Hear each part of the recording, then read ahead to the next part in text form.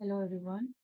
ये वाले लेक्चर में हम एआई से रिलेटेड जितनी भी टर्म्स हैं हमारे सिलेबस के लास्ट में जो हमें कहीं नहीं मिल रहा वो वाला सिलेबस करते हैं, जो कि बहुत इम्पोर्टेंट भी है अपने लिए और जो हम रोज यूज भी करते हैं। बहुत ज़्यादा टफ नहीं है, बट एक बार गो थ्रू करना बहुत ही इम्पोर्टेंट है। साथ में मैंने इसमें कुछ एमसीक्यूज भी इंक्लूड करे हैं। और first term is in our syllabus जो एआई से रिलेटेड है, that is chat GPT.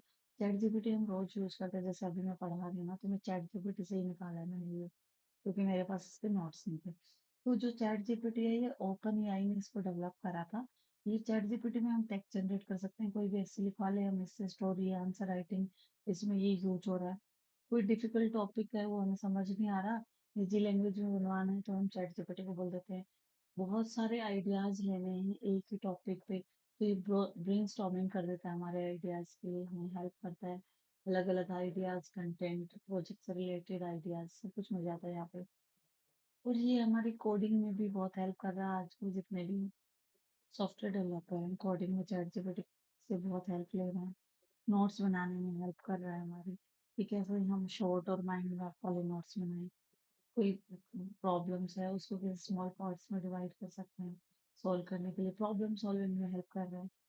Chat based conversation, कुछ भी हमारी डेली यूज की भी टॉक्स है ना, अगर हम अपने चैट जीपीटी से पूछें तो चैट जीपीटी से कन्वर्सेशन कर रहे थे, वो हमारी तरह ही हमें आंसर जनरेट करता है।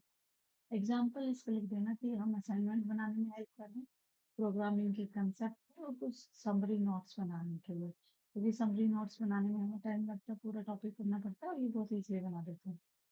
सेकंड हमारा टॉपिक यहाँ पे है जेमिनाई। जेमिनाई गूगल का है, गूगल ने डेवलप करा। जैसे हमने पढ़ा चैट जीपीटी ओपन एआई में, जेमिनाई गूगल, ये एक एआई टूल है जो गूगल ने डेवलप करा।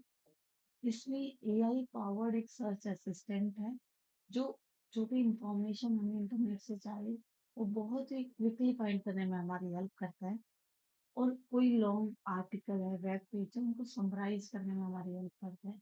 ये सारी सर्विसेज देता है, जैसे डॉक्स, जीमेल, सर्च, ये सारी इंटीग्रेटेड सर्विस एक ही टूल में है Gemini. Google service like document, Gmail and search.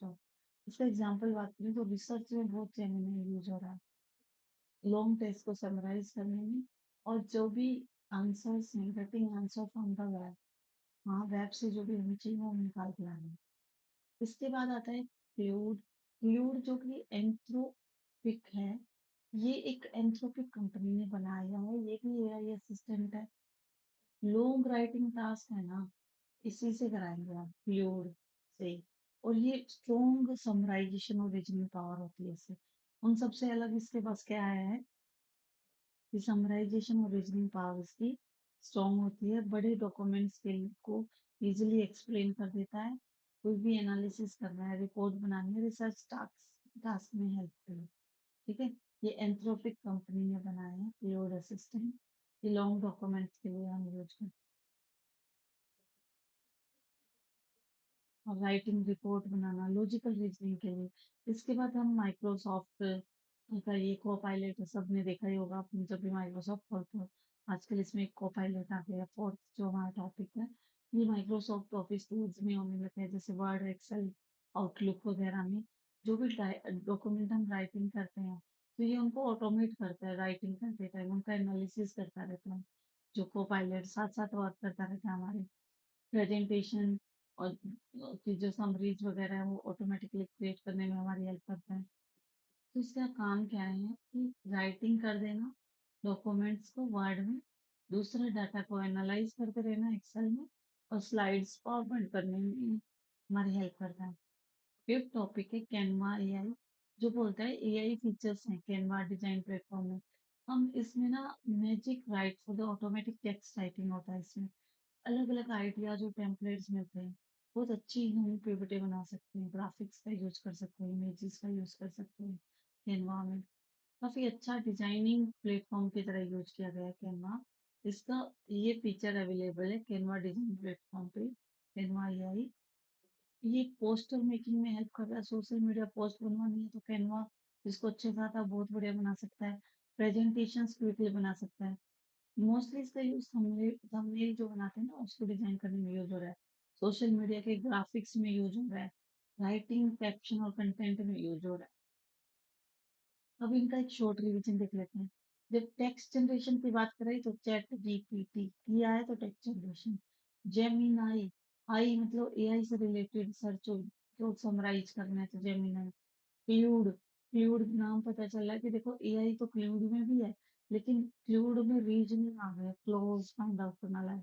इसलिए याद रखो, रीजनिंग टास्क और राइटिंग टास्क दोनों करता है। ये लॉन्ग रिसर्च वगैरह के लिए हमारा हेल्पफुल रहता है। माइक्रोसॉफ्ट, ये एआई का यूज हो रहा है माइक्रोसॉफ्ट ऑफिस में। ये हमें अच्छी प्रेजेंटेशन बनाने में हेल्प करता है, डेटा एनालिसिस में हेल्प करता है। कैनवा एआई होता है इमेज क्रिएशन और एआई से जितने भी डिजाइन बनते हैं ना, इसमें हम कैनवा एआई का यूज करते हैं। ठीक है, हम वन लाइन रिवीजन ट्रिक देख लेते हैं। जो जीपीटी है ना हमारा, टेक्स्ट जनरेशन एक्सप्लेनेशन करता है। रिसर्च में हमारी जेमिनाई हेल्प कर रही है। रीजनिंग में हमारा क्लाउड हेल्प कर रहा है। माइक्रोसॉफ्ट ऑफिस को पायलट हमारा माइक्रोसॉफ्ट ऑफिस में हेल्प कर रहा है। कैनवा एआई और इमेज क्रिएशन में हमारा हेल्प कर रहा है। अब एक बार देख लेते हैं चैट जीपीटी में टेक्स्ट जनरेशन होता है। ओपन एआई ने इसको बनाया था। और कंसेप्ट को एक्सप्लेन करना, कोडिंग नहीं समझ में आ रही तो पूछ लो इससे। अलग अलग आइडियाज ब्रेनस्टॉर्म कर देता है हमारे। नोट्स की समरी बनाने में हमारी हेल्प करता है। जेमिनी जेमिनाई क्या है, हमारा गूगल का सर्च असिस्टेंट है। ये जितना भी आपके कंटेंट हम चाह रहे हैं कुछ सर्च करना, उसको समराइज करना, छोटी छोटी क्विक रिसर्च में हेल्प करता है। ये गूगल एप्स के साथ वर्क करते हैं। फ्लूइड एंथ्रोपिक है, इसके नाम से पता चल रहा है क्लोज फाइंड आउट करना टाइप है। रीजनिंग एबिलिटी को ये बता रहा है, डॉक्यूमेंट को एनालाइज करने में, बड़ी बड़ी रिपोर्ट राइटिंग में हेल्प करता है, टेक्स्ट समराइजेशन में हेल्प करता है। माइक्रोसॉफ्ट का जो कोपायलट है ये क्या करता है, माइक्रोसॉफ्ट जो ऑफिस होता है ना, जितने भी उससे रिलेटेड टूल्स हैं, वर्ड हो गया, प्रोसेसर हो गया, उसमें डेटा को एक्सेल में एनालिसिस करता है, वर्ड में राइटिंग करने में हेल्प करता है, और पावर पॉइंट प्रेजेंटेशन बनाने में हमारी हेल्प करता है। इसके बाद हमारा आता है कि जो कैनवा का एआई है, मैजिक राइट का मतलब एआई टेक्स्ट बहुत ही अच्छे वे से राइट कर, बहुत ही अच्छे अच्छे डिजाइन सजेस्ट करता है। इमेज बढ़िया से बनवानी है तो कैनवा से बनवा लो। सोशल मीडिया के लिए पोस्टर, ग्राफिक, कुछ भी हमने थंबनेल बनवाना है तो वो कैनवा से बहुत अच्छे बनते हैं। ये कंपेरिजन टेबल है जो इनको याद करने में बहुत हेल्प करेगी। देखो ये जो चैट जीपीटी ना, जेमिनी, क्लाउड, माइक्रोसॉफ्ट, इनके हम करते हैं। ये किसने डेवलप किया था, चैट जीपीटी ओपन एआई ने, जेमिनी गूगल ने, फ्लूड एंथ्रोपिक ने, माइक्रोसॉफ्ट कोपायलट माइक्रोसॉफ्ट ने, कैनवा एआई कैनवा ने। Chat GPT text generation explanation में हेल्प करता है, नोट्स और कोडिंग बनाता है हमारा, कोडिंग में हेल्प कर रहा है। जेमिनाई क्या करता है, एआई की जो भी सर्च चाहिए हमें समराइज करके, तो वो हमारा सर्चिंग में हमारा हेल्प कर रहा है। क्विक रिसर्च आंसर्स करने में हमारी हेल्प कर रहा है। फ्लूइड होता है राइटिंग और रीजनिंग करने में। रिपोर्ट डॉक्यूमेंटेशन एनालिसिस में हमारा फ्लूइड हेल्प करता है। ऑफिस के जितने भी टूल्स है ना, वर्ड, एक्सेल, पावर पॉइंट, उनमें माइक्रोसॉफ्ट को पायलट हमारा हेल्प करता है। कैनवा जितने भी एआई रिलेटेड डिजाइनिंग टूल्स हैं उनमें यूज होता है, पोस्टर कम्युनिकेशन। इसको ट्रिक तो क्या है, C G C M C, chat GPT, G for Gemini, C for fluid, M for C G C M C, C for chat GPT, G for Gemini, C for fluid, M for Microsoft pilot, and Canva design जो कि creative design के लिए, C for Canva design. AI content generation, जो GPT होता है content बनवा लो इससे। Gemini से एआई की सर्च करवा लो। फ्लूइड से कॉम्प्लेक्स राइटिंग रीजनिंग करा लो। माइक्रोसॉफ्ट पायलट से क्या करता है, माइक्रोसॉफ्ट ऑफिस रिलेटेड टूल में हमारे जितने भी एआई के कंसेप्ट यूज हो रहे हैं वो हेल्प करता है। कैनवा एआई क्रिएटिव डिजाइन बनाने में हमारी हेल्प करता है। एमसीक्यू देख लेते हैं। चैट जीपीटी किसने डेवलप करा था भाई, ओपन एआई ने। ये और जो जेमिनी था अभी अभी हमने पढ़ा गूगल का है। और जो एआई टूल जो मेनली ग्राफिक्स के लिए बनाए गए, डिजाइन और ग्राफिक के लिए, तो अभी अभी हमने देखा कैनवा पे जितने डिजाइन और ग्राफिक बनते हैं कैनवा पे बनते हैं। क्लाउड का मतलब इसलिए यूज हो रहा है, क्लाउड एंथ्रोपिक ने बनाया है। और जो को पायलट है माइक्रोसॉफ्ट का, ये माइक्रोसॉफ्ट ऑफिस रिलेटेड सारी चीजों में हेल्प करता है, ऑप्शन चीज है कंसेप्ट।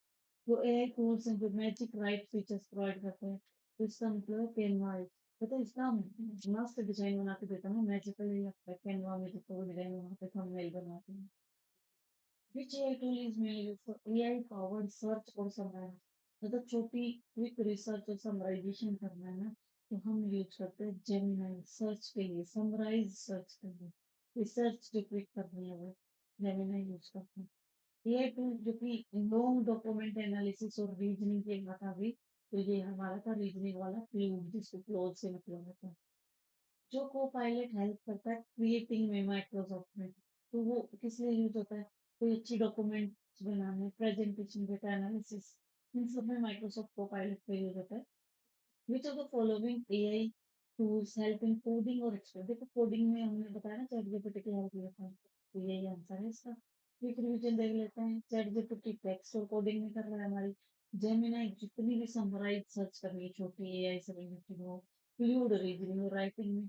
को पायलट ऑफिस से रिलेटेड, माइक्रोसॉफ्ट ऑफिस से एआई पे जितने भी वर्क करवा रहे हैं को पायलट का। जितनी बढ़िया डिजाइन इमेज चाहिए तो कैनवा एआई करवा जाते हैं। प्रीवियस ईयर क्वेश्चन देख लेते हैं। आर्टिफिशियल इंटेलिजेंस का मतलब है कि मशीन बेस्ड इंटेलिजेंस, मशीन में इंटेलिजेंस डालना। एग्जाम्पल देख लेते हैं एआई चैटबॉट्स के एग्जाम्पल देखे तो चैट जीपीटी एआई चैटबॉट का एग्जाम्पल है। और जो चैट जीपीटी होता है किस पे बेस्ड होता है? चैट जीपीटी मशीन लर्निंग और नेचुरल लैंग्वेज प्रोसेसिंग पे बेस्ड है। ठीक है, नेचुरल लैंग्वेज प्रोसेस करता है, उसके बेस पे मशीन लर्निंग से डेटा एनालाइज करके आंसर देता है। जो टेक्नोलॉजी हमारी हेल्प करती है computer to understand the human language, तो पता ही है कि जो हमारी लैंग्वेज को समझता है that is natural language processing. AI जो जनरेट करता है ना टेक्स्ट इमेजेस और कंटेंट, उसको कौन सा एआई बोलते हैं? जनरेटिव एआई बोलते हैं, जो टेक्स्ट इमेजेस और कंटेंट डेवलप करता है। विच of the following is used for AI based design और कंटेंट? उसके लिए हम कैनवा यूज करते हैं। एआई से कोई भी डिजाइन वर्ड आ जाए तो कैनवा लगाना कंटेंट क्रिएशन के लिए। कौन सी कंपनी है जिसने जेमिनाई बनाया? गूगल का है भाई जेमिनाई। को पायलट जो माइक्रोसॉफ्ट का है, वो यूजर्स को असिस्ट करता है, जिसकी माइक्रोसॉफ्ट ऑफिस एप्लीकेशन है उनमें यूज हो रहा है वो। ठीक है, एआई सिस्टम लर्न कहाँ से होता है हमें? एआई सिस्टम लर्न करता है, कोई भी काम करना है ना ये, तो डेटा से लर्न करता है। विच of the following is not an AI tool? देखो कैनवा यूज कर रहे हैं, जेमिनाई यूज कर रहे हैं, चैट जीपीटी कर रहे हैं, लेकिन एक्सेल कोई एआई टूल नहीं है। एक्सेल एक माइक्रोसॉफ्ट की एप्लीकेशन है, वर्ड प्रोसेसिंग सॉफ्टवेयर। कुछ इंपॉर्टेंट फैक्ट देख लेते हैं जो कि हमारे एग्जाम के लिए इम्पोर्टेंट है। जो एआई जो कॉन्फ्रेंस है वो dart mouth conference, dart mouth में फर्स्ट एआई कॉन्फ्रेंस हुई थी, डार्ट माउथ कॉन्फ्रेंस 1956 में। फादर ऑफ एआई हमारे जॉन मैकरे थे। जो एआई टेक्नोलॉजीज है वो इम्पोर्टेंट कौन सी है? मशीन लर्निंग हो गया, डीप लर्निंग हो गया, नेचुरल प्रोसेसिंग हो गया, कंप्यूटर विजन।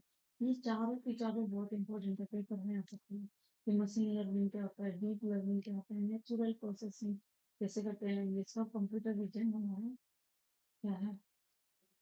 तो इसके कुछ क्वेश्चन देख लेते हैं। द टर्म एआई ये जो है किसने इंट्रोड्यूस करी थी? ये जॉन मैकार्थी ने करी थी 1956 में। जो फर्स्ट कॉन्फ्रेंस थी वो 1956 में हुई थी। नेक्स्ट क्वेश्चन आंसर इसके बाद है विच of the following branch of intelligence? जो आर्टिफिशियल इंटेलिजेंस में देखो मशीन लर्निंग अभी हमने पढ़ा, डेटा माइनिंग, रोबोटिक, सारे के सारे machine learning, data mining, robotic में सब पार्ट है हमारे एआई के, सारी आती हैं। Which technology allows computer to understand the human language? तो ये हमारे नेचुरल लैंग्वेज प्रोसेसिंग है। एआई जो सिस्टम होते हैं मेनली किस पे डिपेंड होते हैं? ये डेटा पे वर्क करते हैं सारे का मशीन लर्निंग वगैरह। जो भी एग्जाम्पल है जनरेटिव एआई का, वो चैटबॉट है, चैटबॉट को जनरेटिव एआई बोलते हैं। एआई जो टेक्निक होती है वो अलाउ करती है machine to learn data from, machine learning की हेल्प से एआई मशीन डेटा को लर्न करती है। जो फील्ड्स हैं जो एआई से रिलेटेड है, robotic, expert system, machine learning, ये सारे के सारे एआई से रिलेटेड है। ये प्रोग्राम जो सिमुलेट करता है ह्यूमन के डिसीजन मेकिंग में हमारी हेल्प करता है, वो एक्सपर्ट सिस्टम होता है, क्योंकि एक्सपर्ट सिस्टम के पास बहुत सारा डेटा होता है एक्सपीरियंस एक्सपर्ट्स का। उसकी हेल्प से हमारे ह्यूमंस की डिसीजन मेकिंग में हेल्प करता है, इसको एक्सपर्ट सिस्टम बोलते हैं। Which of the following use in AI for recognise image? Image को देखने के लिए कंप्यूटर विजन, पर्टिकुलर पिक्चर्स को ध्यान से बारीकी से देखने के लिए कंप्यूटर विजन का यूज करते हैं। एआई एआई के अंदर कौन-कौन से आता है? मशीन लर्निंग आता है, नेचुरल लैंग्वेज प्रोसेसिंग आता है, रोबोटिक्स आता है, कंप्यूटर विजन। ये सारे के सारे चारों पार्ट है ना machine learning, NLP, robotic, computer vision, ये एआई के पार्ट है। एक बार पढ़ लेते हैं मशीन लर्निंग क्या होता है। मशीन लर्निंग है ना, ये एआई की एक ब्रांच है, आर्टिफिशियल इंटेलिजेंस की एक ब्रांच है। कि कंप्यूटर्स लर्न कहाँ से करते हैं? डेटा से ऑटोमेटिकली लर्न करते हैं और अपनी परफॉर्मेंस को इम्प्रूव करते हैं विदाउट एक्सप्लिसिटली प्रोग्राम। कुछ एल्गोरिथम्स और ट्रेनिंग डेटा को यूज करते हैं, पैटर्न्स और प्रेडिक्शन फाइंड आउट करते हैं डेटा से। और जैसे ईमेल स्पैम डिटेक्शन, जैसे ईमेल में स्पैम आता रहता है ना, कौन सी स्पैम में जा रही है, कौन सी नॉर्मल में आ रही है। तो ये मशीन लर्निंग का पार्ट है, डेटा को ट्रेंड कुछ पैटर्न से रिकॉग्नाइज करना, उसके भी इसका प्रेडिक्शन करना। नेटफ्लिक्स और यूट्यूब की रिकमेंडेशन जो हमें आ रही है, वो मशीन लर्निंग देख रही है कि हम किस टाइप के डेटा को सर्च कर रहे हैं और वो उस कुछ एल्गोरिथम उसके ऊपर यूज कर रहे हैं, कुछ पैटर्न और प्रिडिक्शन हो रहा है। तो इसकी हेल्प से हमें वही रिकमेंडेशन देता है जो हम सर्च कर रहे हैं। इस टाइप से मशीन लर्निंग की हेल्प से कंप्यूटर लर्न करके ऑटोमेटिकली अपनी परफॉर्मेंस को इम्प्रूव कर रहा है। तो credit card fraud detection is also the example of machine learning. Natural language processing की बात करें तो कंप्यूटर जो हमारी है ना, वो लैंग्वेज को अंडरस्टैंड करता है, जिसको नेचुरल लैंग्वेज प्रोसेसिंग बोल देते हैं। जो भी हम टेक्स्ट बोल रहे हैं, स्पीच बोल रहे हैं, तो ये हमारे क्या है? Natural language. उसको अंडरस्टैंड कौन करता है? कंप्यूटर। और उसको ट्रांसलेट भी कर लेता है। कुछ चैटबॉट्स आ गए हैं, वॉइस असिस्टेंट आ गए हैं, जो मतलब combine linguistic plus machine learning, दो चीज हो गई है। जो हमारी भाषा को समझ रहे हैं, इसलिए लिंग्विस्टिक को कंबाइन कर दिया किसके साथ? मशीन लर्निंग के साथ। भाषा और हमारे जो टेक्स्ट और स्पीच रिकॉग्नाइजेशन यहाँ पे हो रहा है, वो पैटर्न एनालाइज करेगा the natural language processing. Example है chatbot AI, language translation, speech recognization का एग्जाम्पल ऑफ एनएलपी। रोबोटिक की बात करें तो देखो मैकेनिकली हम बनाते हैं रोबोट्स को। ये इसलिए क्या करता है कि डिजाइनिंग करने और कंट्रोल्ड रोबोट बनाने में रोबोट सेंस कर, मतलब ऐसे रोबोट बनाएंगे जो ह्यूमन की तरह सेंस कर पाए, थिंक कर पाए, परफॉर्म करे फिजिकल टास्क को। अब तक तो सॉफ्टवेयर पे काम कर रहे थे, रोबोट आने के बाद ऐसे मैकेनिकल डिवाइसेस है जो ह्यूमन की तरह फिजिकल टास्क भी परफॉर्म करेंगे। इनके अंदर कुछ सेंसर लगा दिए, एक्चुएटर्स लगा दिए जो वर्क करेंगे, तो कुछ एआई एल्गोरिथम्स लगा दिए जिनकी हेल्प से ये फिजिकल टास्क परफॉर्म करेंगे।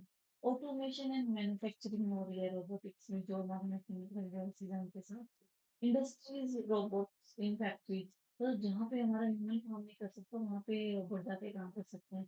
मेडिकल सर्जरी में ये बिना थके बहुत घंटों तक काम कर सकते हैं। सेल्फ ड्राइविंग रोबोट्स होते हैं जो सिग्नल्स को एनालाइज करना, सेंस करना, स्पीड करना, स्पीड को स्लो या फास्ट करना, ये सारे के सारे काम हमारे रोबोट पैटर्न रिकॉग्नाइजेशन की है कि बहुत अच्छे से कर पा रहा है, एल्गोरिथम्स वगैरह से सेंसेस करके ऑटोमेशन इसमें भी लगाया है उससे। कंप्यूटर विजन की बात करें तो कंप्यूटर विजन का मतलब होता है जैसे हमें पहले कुछ भी दिखता है तो हम उसको एनालाइज करते हैं ना, पर्टिकुलर चीज को। कोई फोटो देखी तो फोटो में किसकी है, कौन सा कलर है, इस टाइप से एनालाइज करते हैं। तो कंप्यूटर विजन भी हमें ऐसे देख करके अंडरस्टैंड करना, इमेजेस और वीडियोस को हेल्प करता है इमेज प्रोसेसिंग में, और डीप लर्निंग में हमारी हेल्प करता है। विजन मतलब देखते हैं किसको, इमेजेस को प्रोसेस करते हैं देख करके, डीप लर्निंग में हमारी हेल्प करते हैं। help machines to identify object and face patterns, मतलब जो भी फेस पैटर्न्स हैं, कोई भी ऑब्जेक्ट वो आइडेंटिफाई करना है, कंप्यूटर विजन के हेल्प से हम आइडेंटिफाई कर सकते हैं पैटर्न्स को। मेनली इसका होता है सेल्फ ड्राइविंग का डिटेक्शन का ऑब्जेक्ट पे आगे कोई ऑब्जेक्ट तो नहीं है, या कोई फेस रिकॉग्नाइजेशन करना है, या मेडिकल में कोई इमेज को एनालिसिस करना है, ठीक है, कोई एक्सरे एनालिसिस वगैरह में इसका हेल्प होता है। कंपैरिजन चार्ट देख लेते हैं जो बहुत मुश्किल है।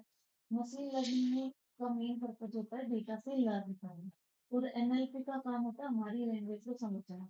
रोबोटिक का काम होता है फिजिकल टास्क परफॉर्म करना। और कंप्यूटर विजन क्या होता है? देख करके इमेजेस और वीडियो को समझता है। डाटा की बात करें, कैसा डेटा यूज करते हैं? मशीन लर्निंग न्यूमेरिकल और स्ट्रक्चर्ड फॉर्मेट का डेटा यूज करता है। एनएलपी जो हम उसमें टेक्स्ट लिखते हैं या उसको जो स्पीच बोलकर बताते हैं उस पे काम करता है। रोबोटिक सेंसेस करके भी हम अपने इन्वायरमेंट को सेंस करके जो डेटा मिलता है उस पे काम करता है। कंप्यूटर विजन इमेजेस और वीडियो को देख के काम करता है, उस टाइप का डेटा उसके पास होता है, इमेजेस और वीडियो। मेन यूज क्या है मशीन लर्निंग का? प्रिडिक्शन करना और पैटर्न डिटेक्शन में। एनएलपी का यूज है कम्युनिकेशन विद ह्यूमंस। ह्यूमंस के साथ कम्युनिकेट करने में हमारी एनएलपी यूज होती है। ऑटोमेशन में रोबोटिक्स यूज होती है। और जो विजुअल रिकॉग्नाइज करना है चीजों को, तब हमारा कंप्यूटर विजन यूज होता है।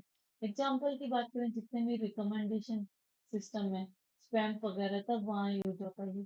एनएलपी में चैटबॉट्स आ जाते हैं, रोबोटिक्स में इंडस्ट्रियल रोबोट आ जाते हैं जो बिना थके काम करते हैं।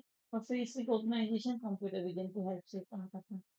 छोटी सी ट्रिक देख लेते हैं कि मशीन लर्निंग डेटा से लर्न करना, एनएलपी लैंग्वेज को समझना, रोबोटिक फिजिकल टास्क करवाना, कंप्यूटर विजन इमेजेस को समझना। एआई के अंदर क्या क्या आता है? लर्न करता है लैंग्वेज, मूवमेंट, विजन। एआई में क्या होता है? लर्न करता है डेटा से, उसकी लैंग्वेज होती है L L am learning language, movement और विजन पे काम करता है। Learning stand for machine learning, language natural language processing, movement robotics and vision for computer vision. And पहले माइंड मैप देख लेते हैं। आर्टिफिशियल इंटेलिजेंस के तीन पार्ट हो गए, जैसे machine learning, natural language and computer vision. Machine learning में डेटा से लर्न करना, प्रेडिक्शन मॉडल बनाना, पैटर्न को डिटेक्शन करना और रिकमेंडेशन सिस्टम में ये हेल्प करती है। नेचुरल लैंग्वेज टेक्स्ट को अंडरस्टैंड करने में, स्पीच को समझने में और टेक्स्ट को समझने में, उसको ट्रांसलेट करने में, और कुछ चैटबॉट और असिस्टेंट्स यहाँ पे होते हैं।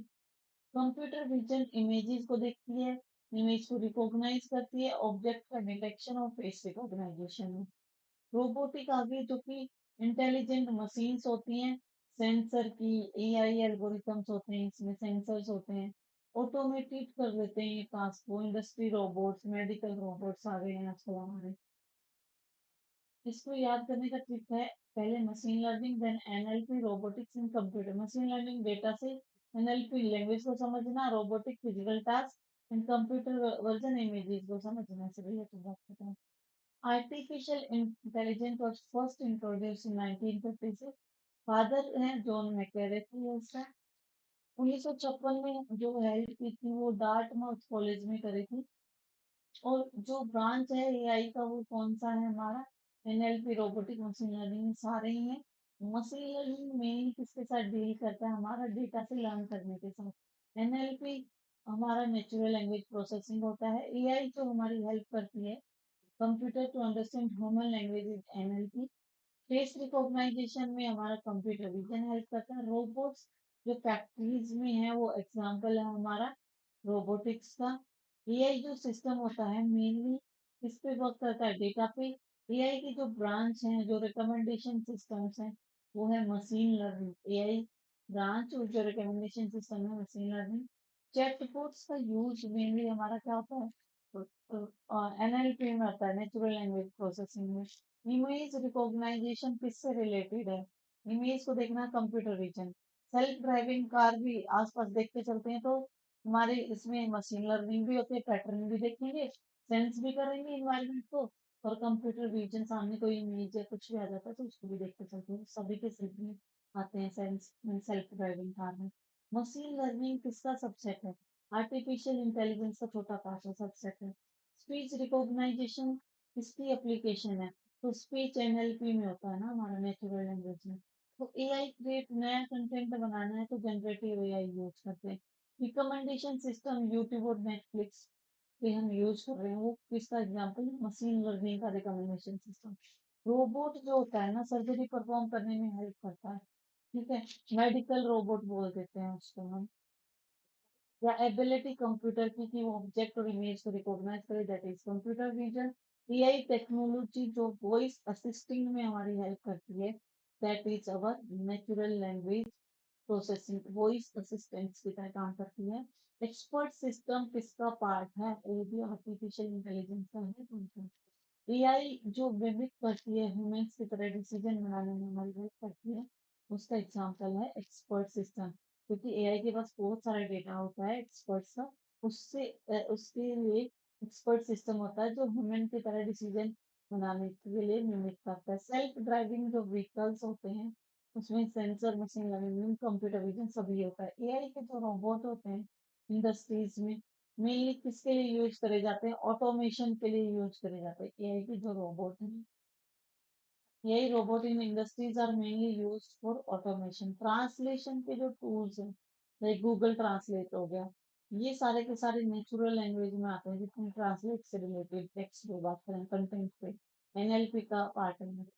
कौन सी टेक्नोलॉजी है ऑब्जेक्ट और फोटोज को डिटेक्ट करने में? तो कंप्यूटर विजन है, हमारे फोटोज की बात कर रहे हैं तब भी। मशीन लर्निंग का मॉडल होता है, वो इम्प्रूव करता है, जितना उसके पास ज्यादा डेटा आएगा उतना ही वो ज्यादा इम्प्रूव करेगा, तो मोर डेटा पे वर्क करता है। एआई सिस्टम इंटरेक्ट होते हैं ह्यूमन से थ्रू द कन्वर्सेशन।